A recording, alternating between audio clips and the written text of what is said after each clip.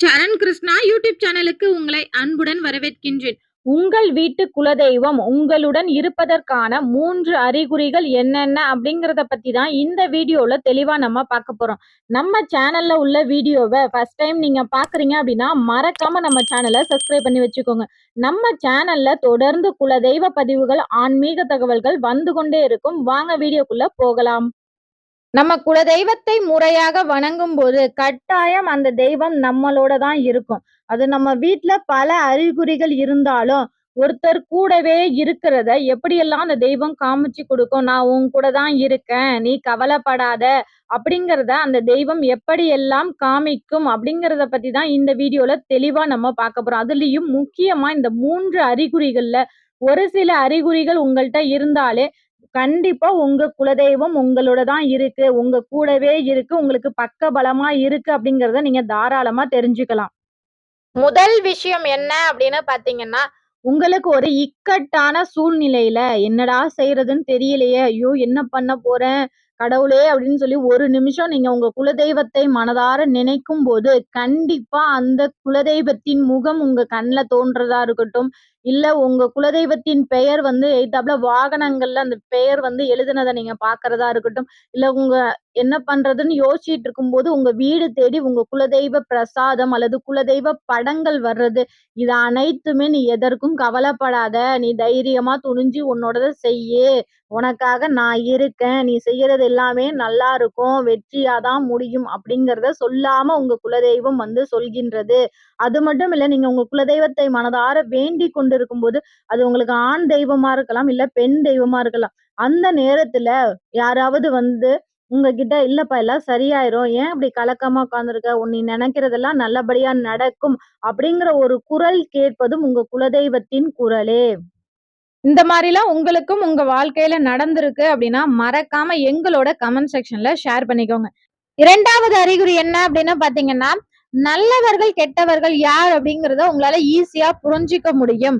உங்களுக்கு யாரெல்லாம் தீமை செய்யறாங்களோ அவங்களுக்காக நீங்க பதிலுக்கு அவங்கள நீங்க திட்டவோ எதுவுமே செய்யாத போது கண்டிப்பா உங்க தெய்வம் உங்களுக்காக கேட்கும். நீங்க எந்த சூழ்நிலையில இருந்து கஷ்டப்படுறீங்களோ அதே சூழ்நிலைக்கு அவர்களையும் நிக்க வைக்கும். உங்க கண்ணு முன்னாடியே உங்களை பேசினவங்க எவ்வளவு கஷ்டப்படுறாங்க அப்படிங்கறத அந்த தெய்வமே காமிச்சு கொடுக்கும். இது போன்ற விஷயம் எல்லாம் உங்களுக்கும் நடந்திருந்துச்சு அப்படின்னா மறக்காம இந்த வீடியோக்கு ஒரு லைக் பண்ணிருங்க. 3வது அறிகுறி என்ன அப்படின்னு பாத்தீங்கன்னா, ஒரு சிலர் கேட்கலாம், என்னங்க நீங்க எப்ப பார்த்தாலும் குலதெய்வம் தான் நம்ம கூட இருக்குமா, நம்ம இஷ்ட தெய்வம் நம்முடன் இருக்காதா அப்படின்னு கேட்டீங்கன்னா, உங்களுக்கு குலதெய்வத்தின் பரிபூரண அருள் இருந்தால் மட்டும்தான் உங்க இஷ்ட தெய்வமும் உங்களுக்கு அருள் பாலிக்கும், உங்க கூட இருக்கும். நீங்க குலதெய்வத்தை வணங்காம உங்க இஷ்ட தெய்வத்தை மட்டுமே வணங்கும் போது கண்டிப்பா அந்த தெய்வம் உங்களுடன் இருக்காது. ஏன்னா குலதெய்வம் தான் தாய் தெய்வம். அந்த தெய்வத்தை வணங்காமல் எந்த தெய்வத்தின் அனுகிரகமும் ஒரு குடும்பத்திற்கு கிடைக்கவே கிடைக்காது. அதே போல நம்ம சேனல்ல தொடர்ந்து கேட்கிற ஒரு கேள்வி என்ன பாத்தீங்கன்னா, நாங்க வருஷத்துல ஒரு தடவை மட்டும்தான் குலதெய்வ கோவிலுக்கு போவோம், அது மட்டும் போதுமா? குலதெய்வத்தை வருடத்துல ஒரு தடவை மட்டுமே வணங்கினா போதுமா அப்படின்னு கேக்குறீங்க. வருஷத்துல ஒரு தடவை கட்டாயம் போகணும். இல்ல உங்களால மாசம் மாசம் போக முடிஞ்சாலும் அதுவும் ரொம்ப நல்லதுதான். குறைந்தது வருஷத்துல 2 தடவை அல்ல 3 தடவை போறது ரொம்பவே சிறப்பு. அப்படியும் இல்ல அப்படின்னா கட்டாயம் வருஷத்துல ஒரு தடவையாவது போகணும். அதே போல வருஷத்துல ஒரு தடவை குலதெய்வ கோவிலுக்கு போனாலும் தினமுமே குலதெய்வத்தை வீட்டில் மனதார உங்க பூஜை அறையில தனியா ஒரு விளக்கு ஏற்றி குலதெய்வத்தை மனதார வேண்ட வேண்ட கட்டாயம் அந்த தெய்வம் உங்கள் கூடவே இருக்கும். இப்ப இந்த 3வது அறிகுறி என்ன அப்படிங்கறத பாத்துருவோம்.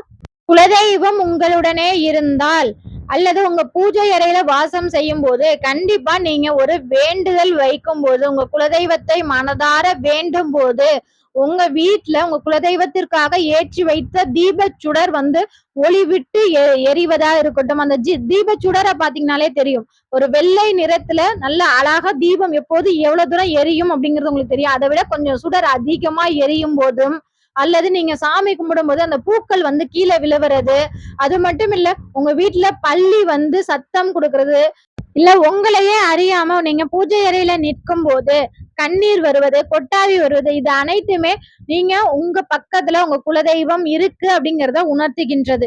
கண்டிப்பா இந்த 3 அறிகுறிகள்ல ஒரு அறிகுறி உங்களுக்கு இருந்தா கூட உங்க கூடவே உங்க குலதெய்வம் இருக்கு அப்படிங்கிறத நீங்க தாராளமா தெரிஞ்சுக்கலாம். கண்டிப்பா இந்த வீடியோ உங்களுக்கு பயனுள்ளதாக இருக்கும் என்ற நம்பிக்கையில் மற்றொரு வீடியோவில் சந்திக்கிறேன். இந்த வீடியோ உங்களுக்கு பிடிச்சிருந்தா லைக் பண்ணுங்க, ஷேர் பண்ணுங்க, மறக்காம சப்ஸ்கிரைப் பண்ணுங்க. சரண் கிருஷ்ணா யூடியூப் சேனல். நன்றி, வணக்கம். குலதெய்வம் குலதெய்வம் குலம் காக்கும் குலதெய்வம் கும்பிடுவோர் நெஞ்சங்களில் குடியமர்ந்த குலதெய்வம்.